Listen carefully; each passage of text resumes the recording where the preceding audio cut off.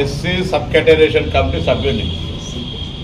ఇది సుప్రీంకోర్టు తీర్పు వచ్చిన తర్వాత సుప్రీంకోర్టు తీర్పును చదివి వాళ్ళు అడిగిన దాని ప్రకారంగా నిర్ణయం జరగాలి, సమాచారం సేకరించాలంటే ఆ సమాచారానికి సంబంధించి మనం నిర్ణయం చేయలేము. కాబట్టి ఆ సమాచార సేకరణకు సంబంధించి ఒక జ్యుడిషియల్ కమిటీ సింగిల్ మెంబర్ ఉంటే బాగుంటుందని ఆశించడం.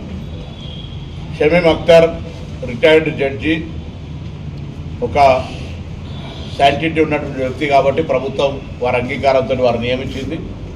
వారు 199 పేజీల నివేదిక ఇచ్చినారు. 199 పేజీల నివేదికను యథాతంగా అమలు చేసి సబ్ కమిటీగా క్యాబినెట్ ముందు ఇచ్చినాం. అందులో 59 కులాలకు సంబంధించిన జస్టిఫికేషన్ రాసిండు పేరా వైజ్గా.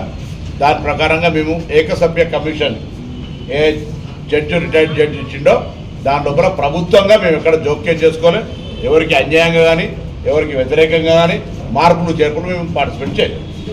గారు ఏ నినాదం ఉంటే ఆ నినాదం, కొన్ని రోజులు బతుకమ్మ నినాదం, కొన్ని రోజులు ఢిల్లీ లిక్కర్ నినాదం, కొన్ని రోజులు మళ్ళీ ఇప్పుడు బీసీ నినాదం, మొన్న గతంలో కొద్ది రోజులు ఇంకో నినాదం. దయచేసి ఇటువంటి వద్దు. జాగృతి అప్పుడప్పుడు యాదికి వచ్చినప్పుడు జాగృతి ఇవన్నీ వద్దు. నిజంగా చిత్తశుద్ధి ఉంటే ఫస్ట్ మీ బ్రదర్కు, మీ బావగారికి, మీ తండ్రి గారికి ఈ సమాచారాన్ని నింపు పంపమని చెప్పండి. మీరు కూడా ఏదైనా లిఖితపూర్వకంగా ఏదైనా సలహా సూచనలు చెప్తే తీసుకుంటాం. ఉద్యమించే కంటే ముందు మనం గతం నుంచి కూడా ఒక నానుడి ఉంది, సామదాన భేద దండ. నువ్వు ఒకటే దాని దండ కాడిపోతున్నావు, ముందు సామరస్యంగా మాకు చెప్పండి. చేయనప్పుడు జరుగుతుంది అనేటువంటి తేడా వివరించే ప్రశ్న చేయండి. అవన్నీ ఏం లేకుండా వాటికైనా పొలిటికల్ పార్టీకి సంబంధించి ఏదో ఐడెంటిఫికేషన్ చేసుకోవాలని బీసీలలో ఏదో బాగా ప్రేమ వరపరుస్తున్నాడు చెప్తే తప్పవుతుంది. కాబట్టి దయచేసి అటువంటి మళ్ళీ మిమ్మల్ని ఒక ఆడపడుచుగా ఆడబిడ్డగా మాతోటి మాట అనిపించుకునేటువంటి ప్రయత్నం వద్దు.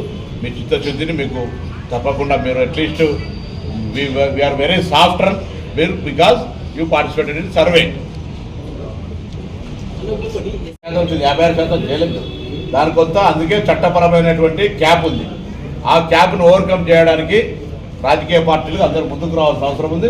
తప్పకుండా దానికి మేము ముందుకు పోవడానికి కొరకు అందుకే మన బీసీ మేధావులు కుల సంఘాల మీటింగ్ పెట్టినప్పుడు కొన్ని అంశాలు వచ్చినాయి. వాటన్నింటినీ గౌరవ ముఖ్యమంత్రి గారితో మాట్లాడిన తర్వాత తదుపరి నిర్ణయాన్ని ప్రకటించే కార్యక్రమం తీసుకుంటాం. మేము 42% ప్రకటించడం, 42% కట్టబడం చేయాలనే మా ఆలోచన. దానికి సంబంధించిన అవరోధాలు వస్తే అధిగమించడానికి అందరి సహకారం అడుగుతాం. రైట్, డెఫినెట్లీ రిప్రజెంటేషన్ డిస్కషన్ అనేటువంటిది ఒక ఫోరం. వెల్కమ్.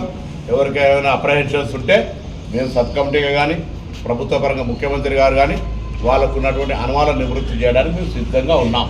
ఇందులో ఎటువంటి ప్రభుత్వానికి హిడెన్ ఎజెండా లేదు. ఏకసభ్య కమిషన్ ఇచ్చిన దాని ప్రకారంగానే ముందుకు పోవడం జరిగింది.